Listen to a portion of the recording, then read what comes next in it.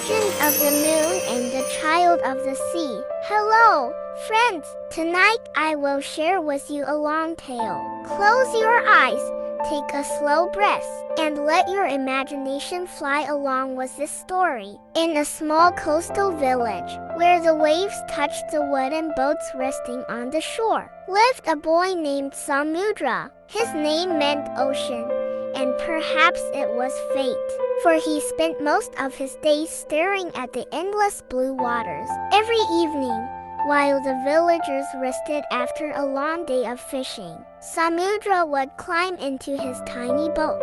He would row gently away from the shore and sit quietly, gazing at the bright, silver moon above. "Good evening, moon," he would whisper softly. It was his habit, his little secret.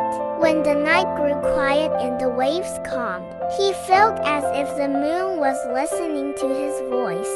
Samudra had lost his parents to a storm years ago. Since then, he often felt lonely, but talking to the moon gave him comfort, like speaking to a friend who never left.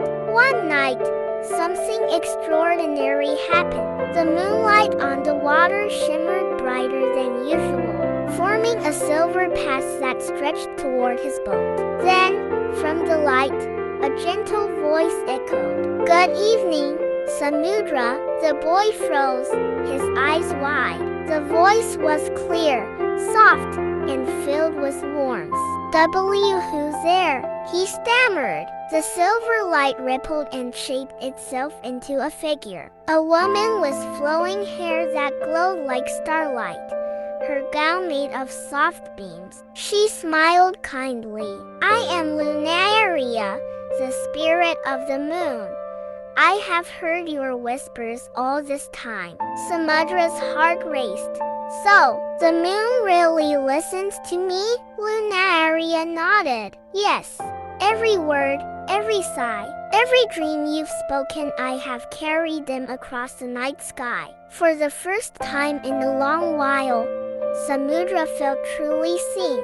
From that night onward, whenever he rowed to the sea, Lunaria appeared, and they talked. He told her about his village, the fishers, the laughter of children, and his dreams of protecting the ocean.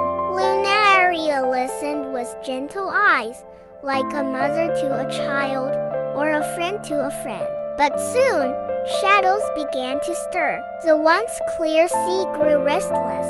Fish vanished from the nets. Storms came more often, and the villagers whispered of a curse lurking in the depths. Samudra grew worried. "Lunaria, why has the sea become so dark?" Her smile faded. "The seal of the abyssal realm is weakening. Deep beneath the ocean lies a stone of light, a gem that connects my moonlight to the sea. If the darkness consumes it, chaos will rise, and your world will drown in storms." Samudra shivered. "What can we do?" "You, Samudra," Lunaria said gently, "must journey to the depths and restore the stone's light." His eyes widened. "Me? But I'm only a boy." She touched his chest with a beam of light.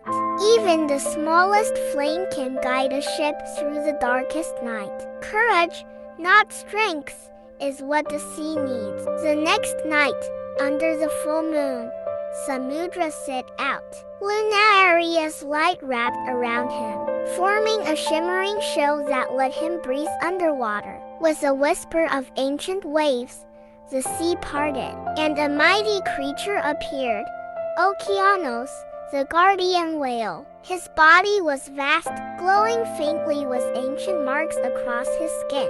"Climb on, child of the sea," rumbled Okeanos. "I will carry you where no man has ever dared to go." Samudra climbed onto the whale's back, clutching its fin as they descended deeper and deeper. The world around them turned darker, the water colder, yet Lunaria's light shielded him. Strange creatures with glowing eyes swam by, and forests of coral stretched like ghostly trees. Finally, They reached a cave where the stone of light rested. But before Samudra could approach, a shadow uncoiled from the darkness. It was a massive black sea dragon, eyes burning red, scales sharper than coral. It roared, shaking the seabed. The stone belongs to me. Leave, human, before I crush you. Samudra trembled. His heart screamed to run. But he thought of his village, of his grandfather, and of all who depended on the sea. With shaking voice, he shouted, I will not leave. I must protect the sea. The dragon's laughter was cruel. You think courage can defeat power? With a surge, it spat a torrent of black current. Okeanos dodged, shielding Samudra. Lunaria's voice echoed in his heart. Do not fight with anger. Use your heart, Samudra. Samudra closed his eyes, placing his hand on his chest. The moonlight within him pulsed and formed a pearl-shaped glow. It became a shining spear of silver. He swam forward, facing the dragon. I don't fight because I hate you, he said firmly. I fight because I must protect everyone I love, and I believe even you can be freed from this darkness. With all his courage, he drove the silver light into the seabed before the stone of light. A burst of brilliance filled the ocean. The darkness cracked, shattering into shards of shadow. The dragon howled, its form breaking apart, until it turned into a small blue fish, swimming freely at last. The stone of light glowed stronger, sending beams up to the surface. Reconnecting with the moon, Lunaria appeared, her form radiant.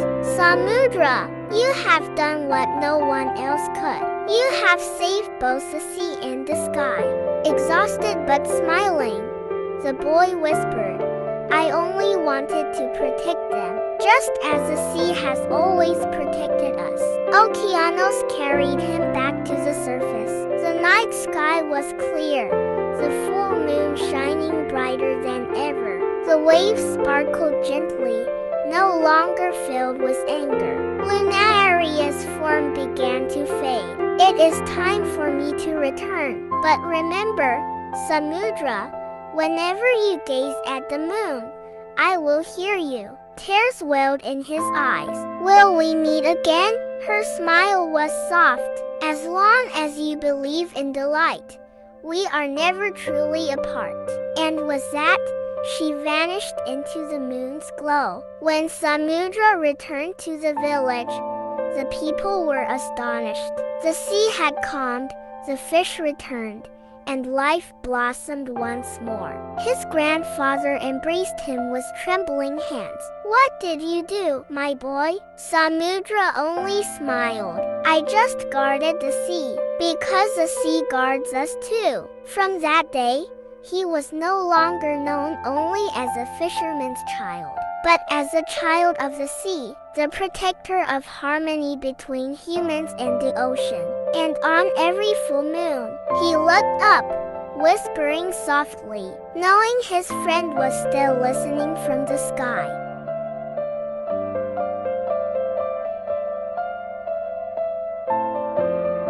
Arka's journey to the Star Kingdom. In a small village surrounded by green rice fields and bluish hills, there lived a boy named Arka. Every night, he loved to sit by the river, gazing at the sky full of stars. To Arka, the stars were not just lights, they were friends, who always kept him company when he felt alone. Since his mother had passed away a few years ago, Arka often spoke to the sky.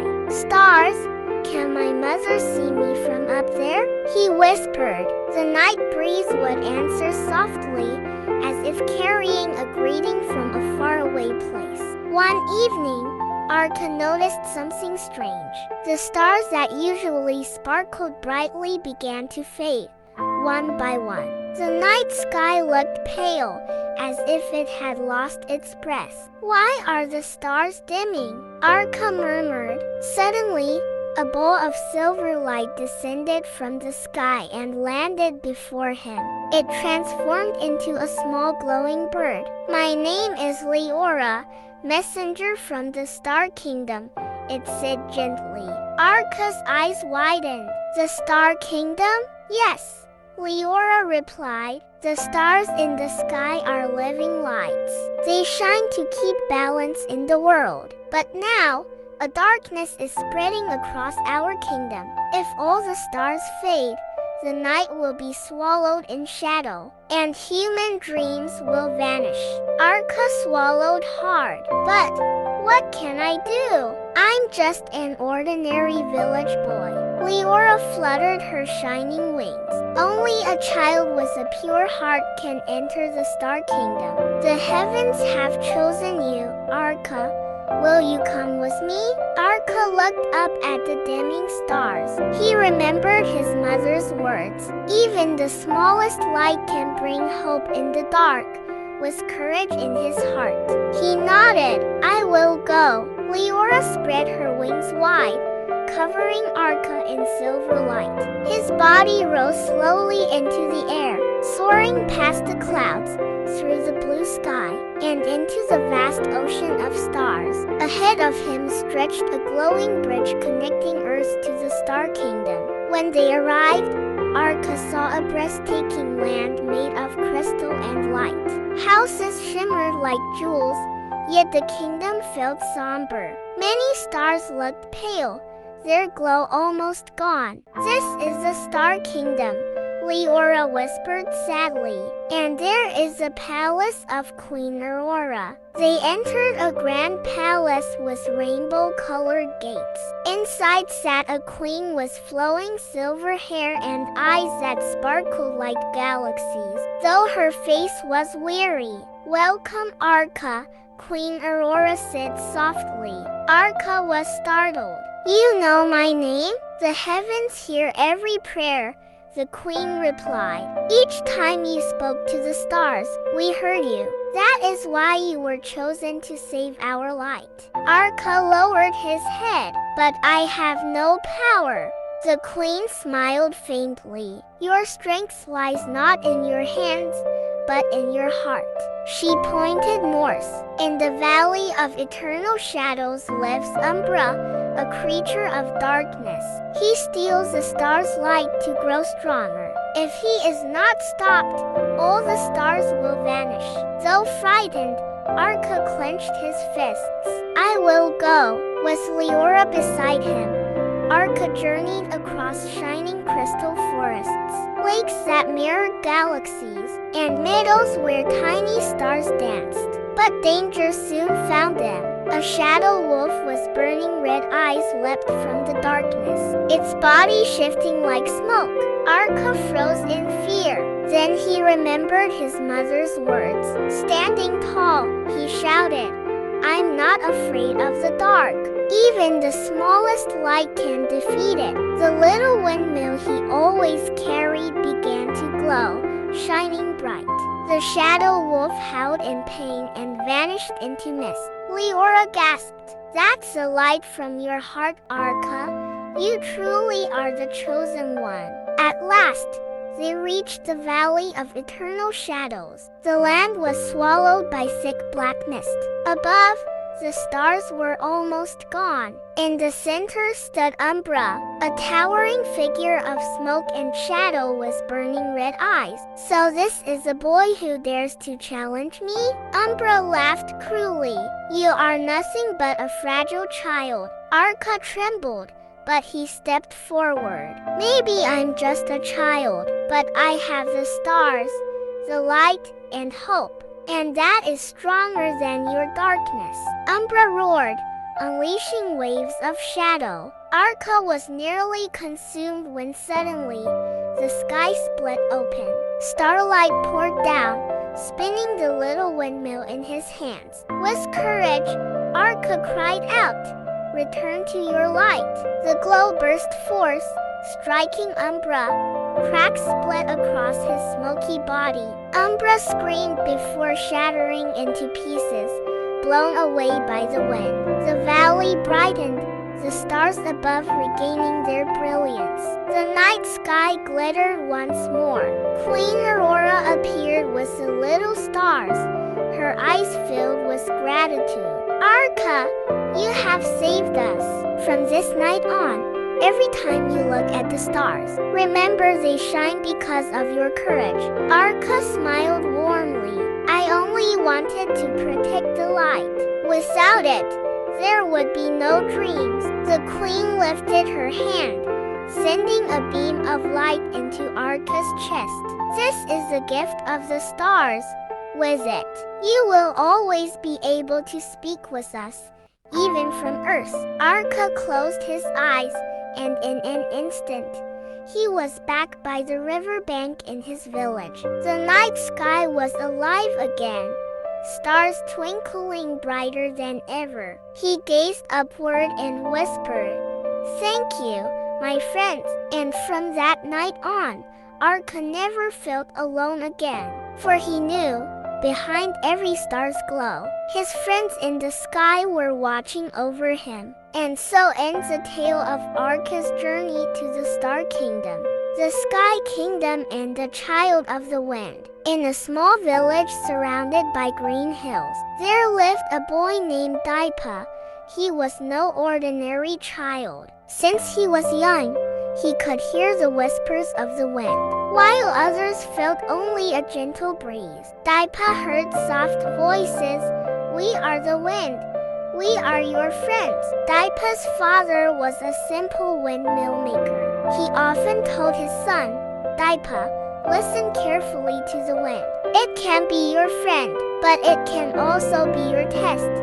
Daipa grew up running across the meadows, always accompanied by breezes that seemed to protect him. One year, the village was struck by a long drought. Rivers dried up, fields cracked, and the blue sky gave no rain. The villagers grew restless.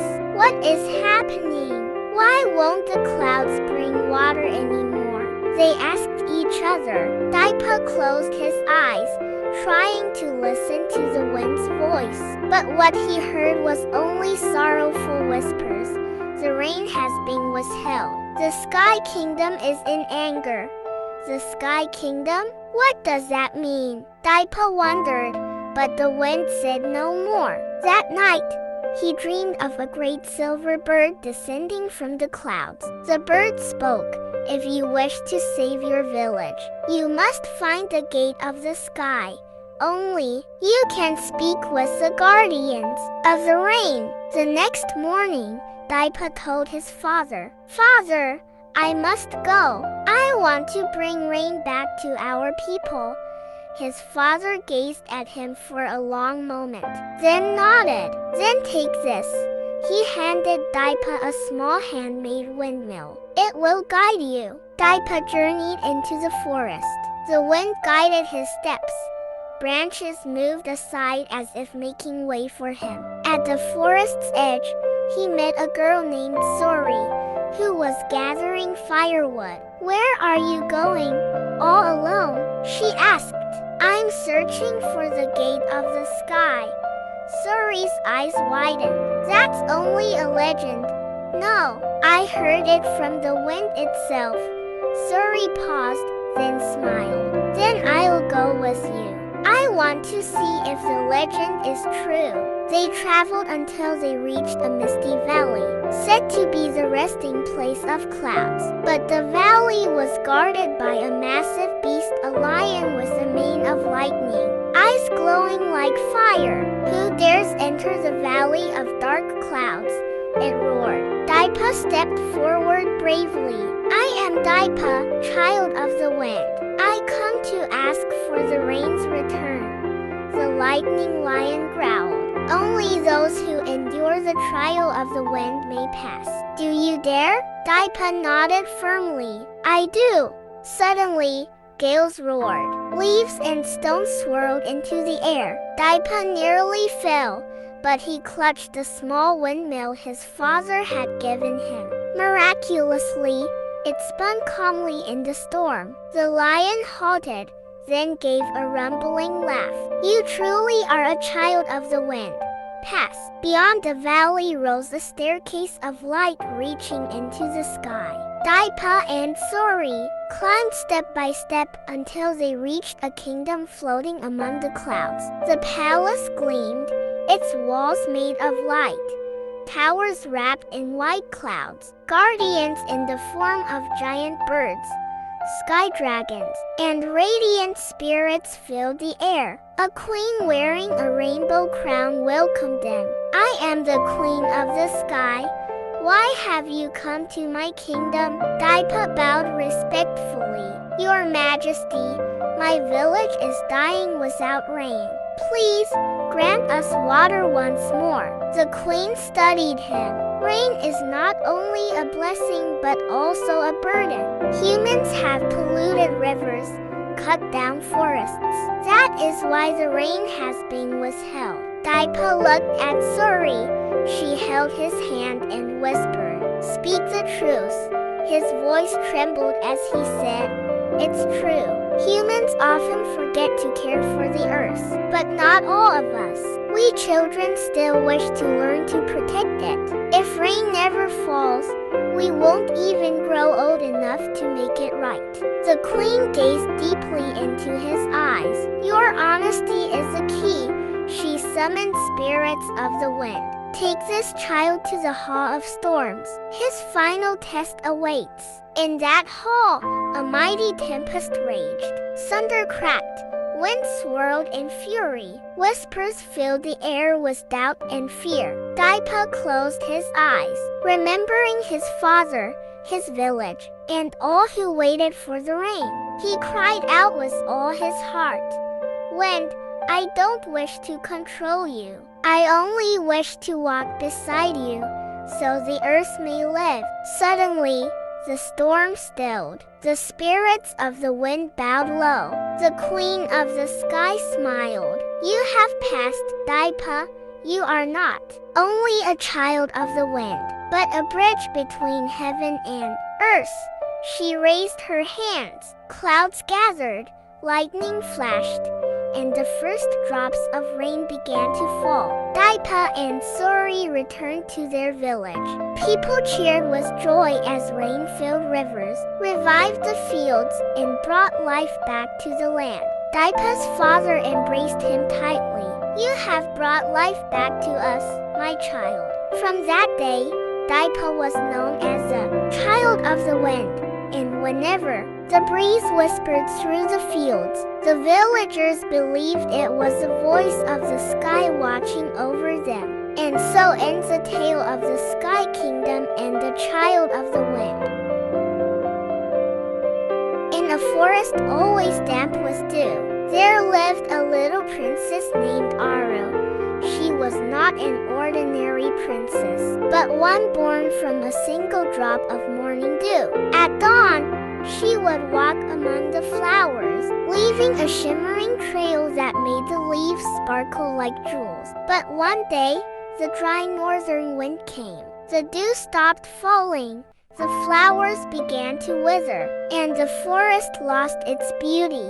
Princess Aru grew sad. "If the dew disappears, then I too will vanish," she whispered softly. With a brave heart, Aru decided to search for the source of the dew.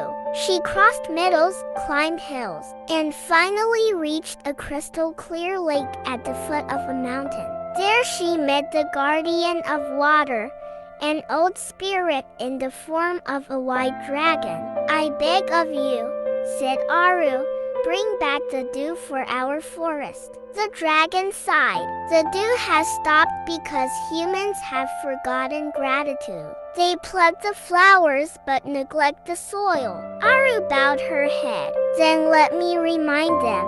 Please don't let this forest die." Seeing the princess's sincerity, the dragon let fall a crystal of water from its scales. The crystal shattered in the air, and thousands of drops of dew returned, refreshing the forest. Princess Aru smiled with relief. From that day on, whenever the morning dew appeared, People believed it was the gentle footsteps of the dewdrop princess still guarding the forest. And so ends the tale of the dewdrop princess.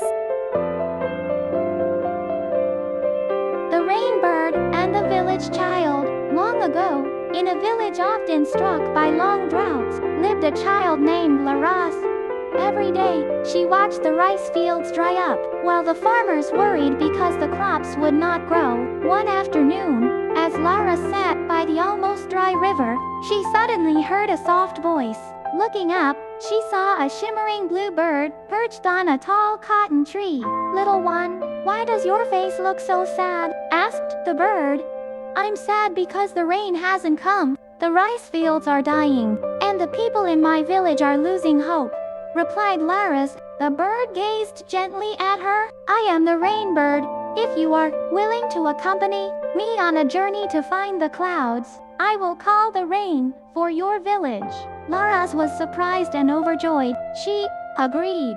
With a single flap of its wings, the Rainbird carried her up into the sky. They flew across mountains, seas, and forests. The wind rushed against Laura's face, but she held tightly to the bird's soft feathers. At last, they arrived at a meadow in the sky where the clouds were resting. But the clouds looked weary and heavy. "I'm tired. Humans on Earth often pollute rivers and cut down trees," sighed one of the clouds. Lara stepped forward bravely. "But my village is different. We promise to care for the earth if the rain will return. Please, don't let our fields die." The clouds looked at one another. They saw honesty in Lara's eyes. At last, they agreed to follow the Rainbird back to the village. When Laras returned to the ground, raindrops began to fall. Rain poured down, soaking the fields, filling the rivers, and bringing the village back to life. The people cheered with joy. The Rainbird perched on Lara's shoulder. "Remember, rain will always come to those who care for the earth." From that day on, Lara's village became known as a land of great fertility, and every time the rain fell, Laras would look up at the sky, as if hearing the cheerful song of the Rainbird smiling at her. And so ends the tale of the Rainbird and the Village Child.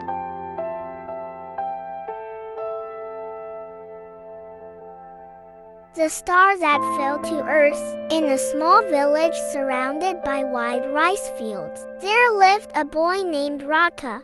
Every night, Raka loved to gaze at the sky full of stars. He always wondered, what would it feel like to live up there? One night, when everyone was already asleep, a bright light shot across the sky and fell near a big tree.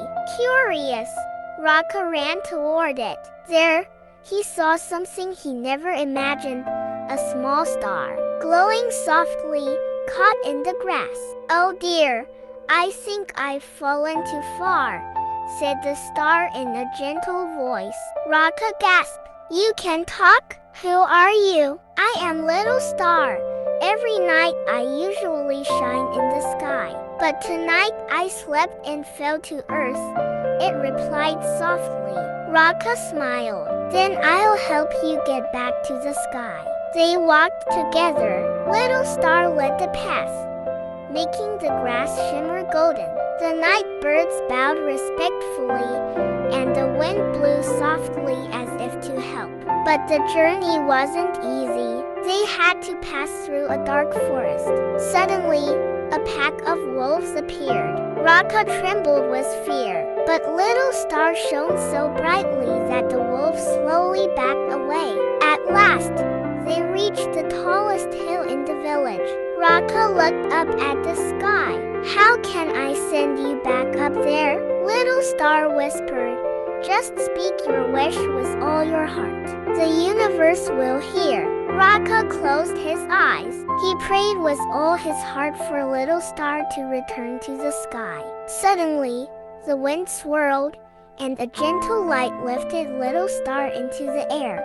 "Thank you, Raka. I will always shine for you every night." The voice of Little Star echoed from above. Raka looked at the sky with a warm smile. That night, there was one star shining the brightest, as if waving at him. And so ends the tale of the star that fell to earth.